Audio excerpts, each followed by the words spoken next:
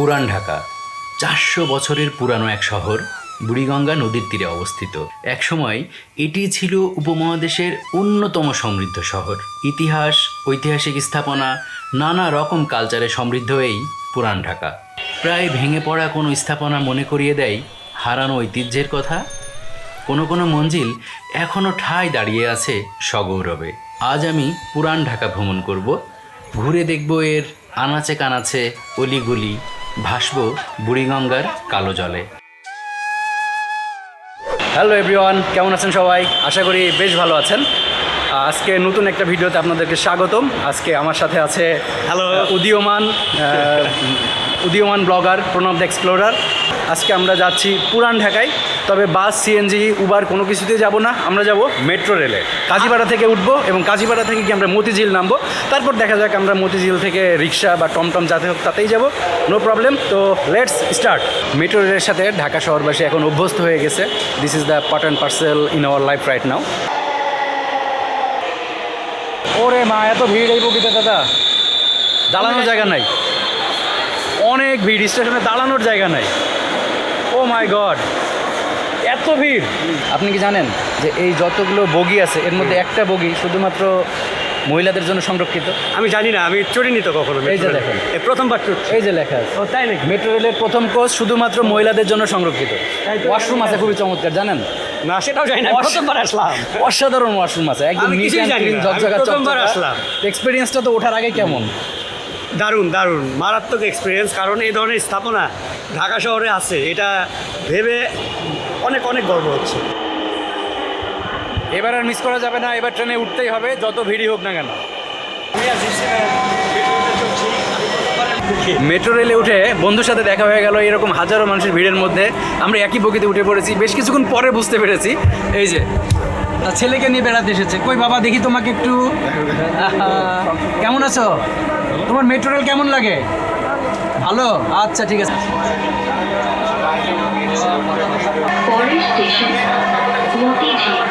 এটা আপনার জন্য একটা ফার্স্ট এক্সপিরিয়েন্স হলো। বসতে পারলেন না, একটু বসেন। বসলাম। মেট্রো রেল সত্যি অনেক অনেক সুন্দর, এত সুন্দর ডেকোরেশন, মনে হচ্ছে যে জাপানে আছি আমি। খুব ভালো একটা অভিজ্ঞতা হলো। এখন আমরা নেমে যাব। বর্তমান এটাই হচ্ছে লাস্ট স্টেশন। নর্মালি যে অফিস ডে আছে সেগুলোতে বেশিরভাগই চাকরিজীবী মানুষের প্রাধান্য দেখা যায়, কিন্তু আজকে তো শনিবার, সাপ্তাহিক ছুটির দিন। এই ছুটির দিনে ম্যাক্সিমাম প্যাসেঞ্জারই হচ্ছে তারা বেড়াতে আসেন, ঘুরতে আসেন, দেখতে আসেন, মেট্রো রেলের অভিজ্ঞতা নিতে আসেন। এটা খুবই চমৎকার একটা এক্সপিরিয়েন্স। আমাদের টিকিট রিটার্ন দিতে হবে, কিন্তু যাদের এমআরটি পাস আছে তাদেরকে তো রিটার্ন করতে হয় না, তারা ওই পাশের লাইন দিয়ে চলে যেতে পারবে সরাসরি। রিক্সার শহর, জ্যামের শহর ঢাকা শহর। আজকে ছুটির দিন, তারপরেও প্রচুর পরিমাণে জ্যাম রাস্তায়। বিশেষ করে আপনি যখন গুলিস্তান বা পুরান ঢাকায় আসবেন তখন তো আরও অনেক বেশি জ্যাম হবে। এদিকে রাস্তাগুলো থাকে একদম চিপা চিপা। তো আমরা এই মুহূর্তে গুলিস্তান আছি। গুলিস্তানে একটা জ্যামের মধ্যে আটকে আছি। এই জ্যাম পার হলে আমরা চলে যাব পুরান ঢাকার ভিতরে। সেখানে গিয়ে আমরা পুরান ঢাকার অলি গলি, আহসান মঞ্জিল সব কিছু ঘুরে দেখবো আজকে। ঠিক এখানেই ঘোড়ার গাড়িতে চড়ে যাওয়া যায়। তো আমরা ঘোড়ার গাড়িতে চড়বো বিকেলে। চলে আসছে। আমি এখন আছি সদরঘাট। বাংলাদেশের সব থেকে ব্যস্ততম এরিয়া এই সদরঘাট এবং মোস্ট কালারফুল। সদরঘাটের রিক্সা, বিভিন্ন মানুষের চলাচল, হাজার হাজার মানুষের চলাচল, ফুটপাতের দোকান, অ্যামেজিং। এত রকম মানুষের ভিড় এখানে, যেটা আমরা কল্পনাও করতে পারি না। তো সদরঘাটে আসলে প্রথমে এই লঞ্চ টার্মিনাল যেটা আছে সেখানে তো যেতেই হবে, কিন্তু ভিআইপি গেট বন্ধ, আর আমরা নিজেরাও ভিআইপি না, সো এই গেট দিয়ে আমরা ঢুকতে পারবো না। আমরা যে আরেকটা সামনে গেট আছে সেই গেট দিয়ে এই নদী বন্দরে একটু ঢুকবো। সদরঘাট লঞ্চ টার্মিনালটা একটুখানি, just a little bit time এখানে আমরা স্পেন্ড করব। সদরঘাট লঞ্চ ঘাটে এই প্রবেশের সময় একটা টিনশেড দেওয়া আছে নীল রঙের। এই জায়গাটা ঢুকতে আমার সব থেকে ভালো লাগে, এত কালারফুল লাগে। আর সামনে তো প্রচুর প্রচুর লঞ্চ দাঁড়িয়ে আছে, সেগুলো আমরা একটু ঘুরে ঘুরে দেখব। তবে সদরঘাটের জন্য পারফেক্ট সময় হচ্ছে বিকেলবেলা বা সন্ধ্যাবেলা, যখন বাংলাদেশের দক্ষিণাঞ্চলে বিশেষ করে পটুয়াখালী, বরিশাল, চর ফ্যাশন এই এলাকাগুলো লঞ্চ চলে যায়। সেই সময় এখানকার মানুষজন থাকে লোকে লোকারণ্য থাকে। সেই হিসাবে এখন দুপুরবেলা, এখন সেইভাবে একদম ভিড় নেই বললেই চলে। তো একটা লঞ্চের উপরে ছাদে যাওয়ার জন্য ঢুকতে চাইলাম, কিন্তু তারা যাওয়ার পারমিশন দিল না। তো এখন আমরা একটু নৌকায় চড়তে যাচ্ছি। সদরঘাটে এই কালো পানির বুড়িগঙ্গায় যদি একটু নৌকাতে ঘুরতে পারি সেটা কিন্তু মন্দ হয় না। ছোটো ছোটো ডিগনি নৌকা আছে এখানে অনেক, তো দেখি একটা নৌকাতে করে যদি কিছুক্ষণ আমরা ভাসতে পারি সেটাও মন্দ হবে না, কি বলেন? হ্যাঁ, ভালোই হবে। ওকে, আমরা নৌকায় উঠবো, কিন্তু নৌকায় ওঠার জন্য নৌকার মাঝি আমাদেরকে বলেছেন এই লঞ্চের পাশে এসে দাঁড়াতে, এখান থেকে সম্ভবত ওঠা যাবে। মাঝি চলে এসছেন, দেখি আমাদের আরও সামনে গিয়ে উঠতে হবে। আমরা লঞ্চের পাট ধরে ধরে একদম ওই শেষের দিকে যাব যেখানে নিচু। ও মাই গড, এ লিটল বিট স্কিয়ার্ড। একদম লঞ্চের পাটাতন ধরে সাইড দিয়ে দিয়ে আমরা যাচ্ছি, দেখি কতটুকু যাওয়া যায়, তারপর আমরা নৌকায় উঠবো। দাদা নামেন।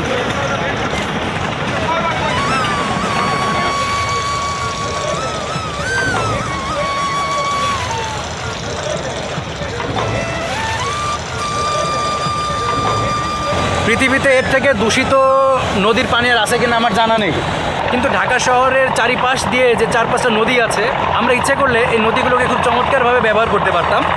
আশা করি কোনো এক সময় 20, 30, 40, 50 বছর পরে হলেও এই নদীর পানি এক সময় ঝকঝকা টলটলা হবেই হবে। ঢাকা শহর যে অনেক পুরানো এবং বিখ্যাত, এর অন্যতম আরেকটা কারণ কিন্তু এই নদী। বিশ্বের অনেক অনেক বড় বড় সভ্যতা নদীর কেন্দ্রিক ছিল, নদীর তীরেই গড়ে উঠেছিল। ঠিক তেমনিভাবে আমাদের এই ঢাকা শহরও প্রায় 400 বছরেরও আগে এই বুড়িগঙ্গার কারণেই, বুড়িগঙ্গার তীরেই গড়ে উঠেছিল। যাই হোক, আমরা এখন যাব হচ্ছে আহসান মঞ্জিল। শত শত বছর ধরে এই বুড়িগঙ্গা নদী ঢাকাবাসীর জন্য, এই এলাকাবাসীর জন্য যোগাযোগ ব্যবস্থার অন্যতম একটা মাধ্যম হিসেবে যেমন ব্যবহার হয়েছে, ব্যবসা বাণিজ্য মানে সব কিছু। এখন ঢাকা শহর হয়তো ওই দিকে উত্তর দিকে অনেক ছড়িয়ে গেছে, কিন্তু এই যে পুরান ঢাকা, এই যে বুড়িগঙ্গা, এটাকে কেন্দ্র করেই গড়ে উঠেছিল এই শহর, ব্যবসা বাণিজ্য সব কিছু। সদরঘাটে নৌকা ভ্রমণ শেষে আমরা এখন যাচ্ছি আহসান মঞ্জিলে। এই আহসান মঞ্জিল কিন্তু অনেক ঐতিহাসিক এবং অনেক পুরানো। আহসান মঞ্জিলটিও এই পুরান ঢাকায় অবস্থিত। এই জায়গাটার নাম ছিল কুমারটুলি এবং এটা ডেফিনেটলি বুড়িগঙ্গা নদীর তীরেই অবস্থিত। এটি বর্তমানে জাদুঘর হিসেবে ব্যবহার হলেও এটি অতীতে জমিদারদের আবাসিক প্রাসাদ এবং তাদের রাজকর্ম পরিচালনা করার জন্য ব্যবহৃত হতো। প্রতিষ্ঠাতা ছিলেন নবাব আব্দুল গনি এবং তিনি তার প্রিয় পুত্র আহসানুল্লাহর নাম অনুসারে এই ভবনের নাম রাখেন আহসান মঞ্জিল। এখানে প্রবেশ করতে হলে অনলাইনে টিকিট করতে হয়। আমরা অলরেডি এখন আহসান মঞ্জিল সীমানার মধ্যে চলে এসেছি। আমরা অনলাইনে টিকিট করেছিলাম, টিকিটের মূল্য ছিল 40 টাকা করে। আর এখানে টিকিট কাউন্টার আছে, এখানে এসে ফিজিক্যালি টিকিট কাটা যাবে। আর বিদেশি নাগরিকদের জন্য টিকিটের মূল্য 500 টাকা, তবে যদি সার্কভুক্ত দেশ হয় সেক্ষেত্রে মূল্য 300 টাকা। আহসান মঞ্জিলে মোট 23টি প্রদর্শনী গ্যালারি আছে, সবগুলোই ঘুরে ঘুরে দেখব। এই মঞ্জিলের ইতিহাস, স্থাপত্য বৈশিষ্ট্য, তৈজসপত্রের নমুনা সবই আছে।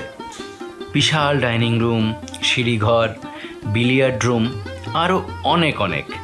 তবে খুব স্পেশাল একটা কক্ষ আছে, মুসলিম লীগ কক্ষ। 1906 সালে এই রুমেই মুসলিম লীগের প্রতিষ্ঠা পেয়েছিল। আর পাশেই রংমহলটিতেও বিভিন্ন ধরনের প্রদর্শনী গ্যালারি আছে, ছবি আছে অনেক বেশি, বিদেশি অনেক কিছুই আছে এখানে। অষ্টাদশ শতাব্দীর মাঝামাঝি সময়ে জামালপুর পরগনার জমিদার শেখ ইনায়েতুল্লাহ এই বর্তমান যেখানে আহসান মঞ্জিল আছে এখানে একটি রংমহল তৈরি করেন, মূলত আমোদ প্রমোদ করার জন্য। পরবর্তী সময়ে তার ছেলে মতিউল্লাহ এটি ফরাসি বণিকদের কাছে বিক্রি করে দেয়। ফরাসি বণিকরা তখন এটিকে ব্যবসা বাণিজ্যের কেন্দ্র হিসাবে বা কুটিবাড়ি হিসেবে ব্যবহার করতেন।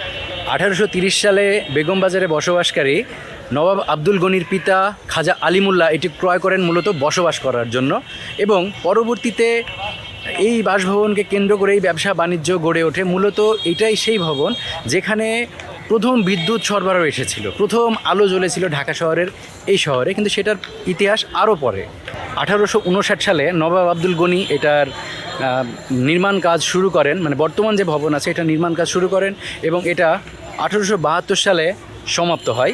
1988 সালের 7 এপ্রিল ব্যাপক পরিমাণে একটি ভূমিকম্প হয় এবং সেই ভূমিকম্পে এই বিল্ডিংয়ের অবস্থা অনেক বেশি খারাপ হয়ে যায়, এটা প্রায় ধ্বংসপ্রায় হয়েই পড়ে। পরবর্তীতে এটিকে আবার সংস্কার করা হয়, উঁচু যে গম্বুজটি আছে এটি নির্মাণ করা হয়। এটি কিন্তু প্রথম বিল্ডিংয়ে ছিল না, এই নকশাটি করা হয় ভূমিকম্পের পরে যখন সংস্কার করা হয় সেই সময়ে। আর যদি আমরা স্বাধীনতা পরবর্তী ইতিহাসের কথা চিন্তা করি তাহলে দেখা যায় এটি 1974 সালে নবাব পরিবার এটিকে নিলামে তোলার ব্যবস্থা করেন, কারণ আর্থিকভাবে তাদের অবস্থাও খুব একটা ভালো ছিল না এবং এই আহসান মঞ্জিলও সেই সময় একদম জরাজীর্ণ অবস্থায় ছিল। 1974 সালে যখন জাতির জনক বঙ্গবন্ধু শেখ মুজিবুর রহমানের কাছে এটা প্রস্তাব পাঠানো হয় নিলামে তোলার জন্য, উনি এটি পরিদর্শন করেন এবং এটার যে প্রত্নতাত্ত্বিক এবং ঐতিহাসিক একটি গুরুত্ব আছে সেটি বিবেচনা করে উনি কিন্তু নিলামটি নাকচ করে দেন এবং পরবর্তীতে সরকারিভাবে এটিকে পরিমার্জন করা হয়, পরিবর্ধন করা হয়, সংস্কার করা হয়। সংস্কার করেই কিন্তু আমরা বর্তমানে যে রূপটা দেখছি এখন এই অবস্থাটিতে আনা হয় বঙ্গবন্ধু শেখ মুজিবুর রহমানের নেতৃত্বে। এবং তারই ধারাবাহিকতায় 1992 সালের 20শে সেপ্টেম্বর আহসান মঞ্জিল জাদুঘর জনসাধারণের জন্য উন্মুক্ত করে দেওয়া হয়। মানুষজন এখানে জাদুঘর হিসেবে এটি দেখতে চায়। জাদুঘরের ভিতরে সেই সময় যে নবাব সলিমুল্লাহ থেকে বা যারা ব্যবহার করতেন তাদের বিভিন্ন ধরনের জিনিসপত্র এখানে রাখা আছে, তাদের ব্যবহৃত তৈজসপত্র রাখা আছে, তাদের অনেকগুলো ছবি দেওয়াল জুড়ে টাঙানো আছে। আসলে ঢাকা শহর বা পুরান ঢাকা যদি ভ্রমণ করতে হয়, পুরান ঢাকা যদি বেড়াতে হয় তাহলে আহসানুল্লাহ জাদুঘর মাস্ট প্রবেশ করতেই হবে, না হলে পুরান ঢাকা ভ্রমণ অসম্পূর্ণ থেকে যাবে, এটাই আমার মনে হয়েছে। বর্তমানে এই আহসান মঞ্জিলে দেশি বিদেশি অনেক পর্যটক আসেন। এখন দুপুরবেলা, এখনও বিকেল হয়নি, বিকেল হলে এটাতে আরও জমজমাট হতো, অনেক মানুষের ভিড় দেখা যেত। তারপরেও এখনও কিন্তু একেবারেই কম আসেনি। আমরা ছড়িয়ে ছিটিয়ে বিভিন্ন দিকে অনেক পর্যটককে দেখছি, আর তাছাড়া অনেক পর্যটক তো ভিতরেই রয়েছেন। এই আহসান মঞ্জিল সম্পর্কে আরও একটি তথ্য বলে রাখি যে এটি তৎকালীন সময়ে ঢাকা শহরের সবচেয়ে উঁচু বিল্ডিং ছিল। আগেও বলেছিলাম যে এখানে প্রথম বৈদ্যুতিক বাতি জ্বালানো হয়েছিল। মানে অনেক দিক থেকে এই আহসান মঞ্জিল বাংলাদেশের বা ঢাকা শহরের অনেক কিছুই শুরু করেছিলেন, অনেক কিছুই শুরু হয়েছিল এই আহসান মঞ্জিলকে কেন্দ্র করে। আহসান মঞ্জিলের সামনে যে খোলা প্রান্তর, এখানে বেড়াতে এসে মানুষজন বসে থাকে, নিরিবিলি সময় কাটায়, বাচ্চারা দৌড়াদৌড়ি করে, সবাই ঘুরে বেরিয়ে যখন টায়ার্ড হয়ে যায় এখানে একটু বসে বিশ্রামও নিতে পারে। বিষয়টা মন্দ না, বেশ ভালোই। আমরা এখন আহসান মঞ্জিল থেকে বের হচ্ছি। আমরা প্রায় 2 ঘন্টার মতো সময় এখানে কাটিয়েছি। খুব চমৎকার একটা অভিজ্ঞতা হয়েছে। আমরা এরপরে যাব বিউটি বোর্ডিংয়ে, সেটিও এই পুরান ঢাকার খুবই ঐতিহ্যবাহী একটি জায়গা এবং স্থান। আমরা দুপুরের খাওয়া দাওয়ার প্ল্যানটাও সেখানেই করেছি। চলুন দেখা হবে বিউটি বোর্ডিংয়ে। এখান থেকে বের হওয়ার পূর্বে আরও একটি ইনফরমেশন বলে রাখি, আপনাদের সাথে কোনো রকম ব্যাগ লাগেজ কোনো কিছু নিয়েই প্রবেশ করা যাবে না। আমরা যে ব্যাগ রেখেছিলাম সেই ব্যাগের টোকেন এটা আমরা এখন এখান থেকে ফেরত নিব। এটা হচ্ছে সেই কাউন্টার যেখানে দর্শনার্থীদের সাথে থাকা ব্যাগপত্র রাখা হয়।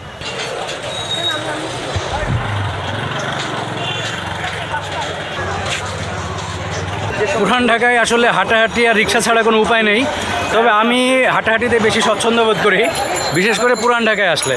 এই অলিগলিতে হাঁটাহাঁটি করতে খুব মজা লাগে, চারিপাশে দেখতে দেখতে যাওয়া যায়, খুব ইন্টারেস্টিং একটা প্লেস। আর একটু সামনে গেলে আমরা পাবো লালকুঠি লঞ্চ টার্মিনাল, ওখান থেকে বাম দিকে যেতে হবে। এই যে লালকুঠি লঞ্চ টার্মিনাল যেটা আছে ঠিক তার অপোজিট দিয়ে যে রাস্তা গেছে, এখান দিয়ে 200-250 মিটার গেলে আশা করা যায় যে বিউটি বোর্ডিংটা পেয়ে যাব। পুরান ঢাকার এই পথগুলো দিয়ে এত গাড়ির জ্যাম, হেঁটে যাওয়াই মুশকিল, প্রচুর গাড়ি ঘোড়া, প্রচুর জ্যাম, মানুষের হেঁটে যাওয়ার উপায় নাই। ফাইনালি আমরা পৌঁছে গেছি বাংলা বাজারের 1 নম্বর শ্রীশ দাস লেনে। এখানেই বিউটি বোর্ডিংটি অবস্থিত। এটার অনেক ইতিহাস আছে, বিশেষ করে বাংলা সাহিত্যের ইতিহাসে এটার খুব গুরুত্বপূর্ণ একটা ভূমিকা রয়েছে।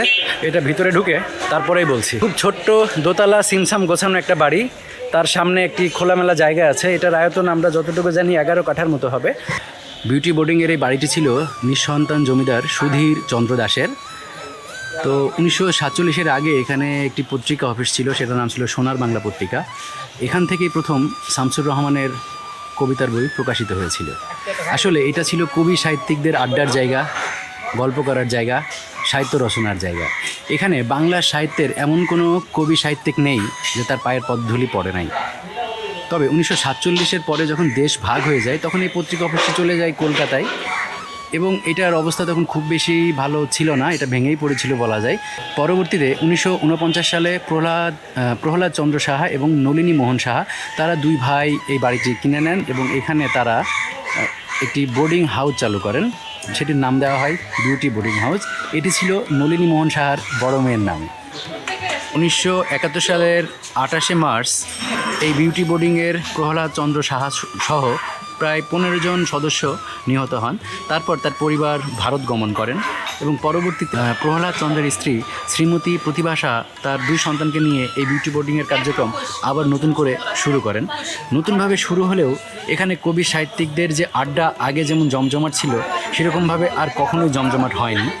তবে এখানে সারাদিন খাওয়া দাওয়ার জন্য যে বোর্ডিংয়ের ব্যবস্থা চালু করা হয়েছিল সেটা এখনও জমজমাট রয়েছে। এখানে সারাদিন ব্যাপী মানুষজন এখানকে দুপুরের খাবার খেতে পারেন, বিকেলে আড্ডা দেন, চা কফিরও ব্যবস্থা আছে। খুব গোছানো ছিমছাম পরিবেশ একটি।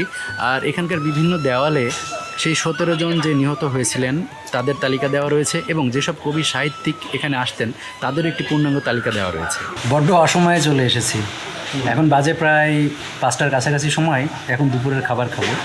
তো এখন খুব বেশি আইটেম নেই, শুধু চিংড়ি মাছের মালাইকারি আছে, টাকি ভর্তা আছে, ডাল সবজি আছে। তো আমরা এগুলোই মোটামুটি খাবো এখন। তো দাদা, চিংড়ি মাছের মালাইকারি খাবেন? টাকি মাছের ভর্তা এবং সবজি দুটোই খেয়েছি, বেশ ভালো। আর আমরা জানি যে আমরা যে প্লাস্টিকের প্লেটে খাবার খাই তার থেকে স্টিলের প্লেট বাটি কিন্তু অনেক স্বাস্থ্যসম্মত। এখানেও স্টিলের প্লেট বাটিতে খাবার পরিবেশন করা হয়েছে। এখন আমি খাচ্ছি আলুর দম, এরপর চিংড়ির মাছের যে মালাইকারি আছে সেটা খেয়ে দেখব। তো মোটামুটি সব মিলে কিন্তু ভালোই লাগছে, এখানকার খারাপগুলো আমার কাছে খারাপ লাগছে না।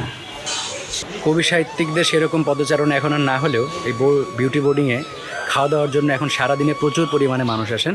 এখানকার খাবারের মান কোয়ালিটি বেশ ভালো এবং 71-এ যে প্রহ্লাদ চন্দ্র সাহার পরিবার সহ প্রায় 17 জন নিহত হন সেই তাদের উদ্দেশ্যে একটি স্মৃতিফলকও তৈরি করা আছে এখানে এবং সেটি উদ্বোধন করেছেন শামসুর রহমান। এটা 1996 সালে। পুরান ঢাকা এমন একটা জায়গা, এটা একদিনে কোনোভাবে দেখে শেষ করা সম্ভব না, ইটস কোয়াইট ইম্পসিবল।